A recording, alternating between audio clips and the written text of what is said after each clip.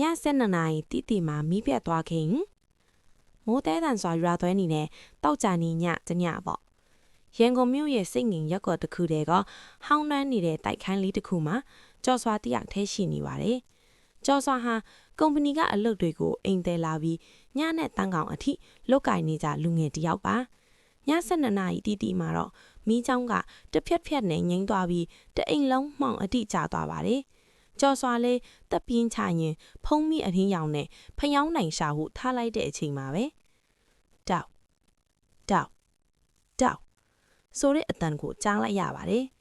အတန်ကအိမ်ရှိတကားစီကမဟုတ်ပဲသူ့ရဲ့အိပ်ခန်းနေရန်စီကလာနေရပါအဲ့ဒီနေရန်ရဲ့တစ်ဖက်ချမ်းဟာဘာအခန်းမှမရှိတဲ့တိုက်ရဲ့အပြင်ဘက်လင်းဟာပြင်ကြီးပါ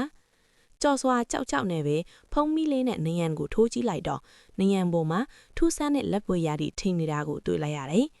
အဲ့ဒီအချိန်မှာပဲအခန်းထဲမှာအီးစိမ့်နဲ့လီရူးတစ်ခုကသူ့ကိုရစ်ပတ်သွားသလိုခံစားလိုက်ရပြီးနားထဲမှာတိုးလေးကပ်ပြောတန်တစ်ခုကြားလိုက်ရတယ်။ငါကိုအထဲပေးဝင်ပါ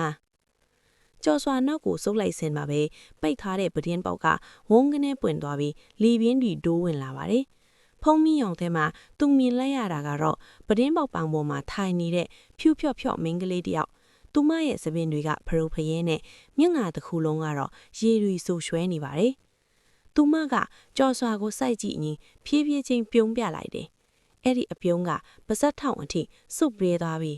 ။မင်းအခန်းကအရန်နှွေးတာမဲ။ငါဒီမှာပဲနေတော့မယ်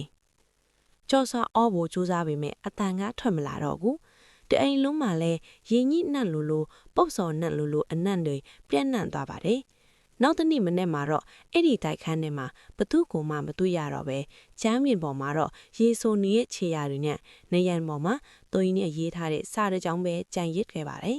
။နောက်တစ်ယောက်ဘသူလဲဒီဇလန်းလေးအဆုံးထိနားဆင်ပေးတဲ့အတွက်ကျေးဇူးအများကြီးတင်ပါတယ်။နောက်ထပ်ထိတ်လန့်စရာဇလန်းကောင်းလေးတွေနားထောင်ခြင်းသေးတယ်ဆိုရင် like and follow လုပ်ထားဖို့မမေ့နဲ့နော်။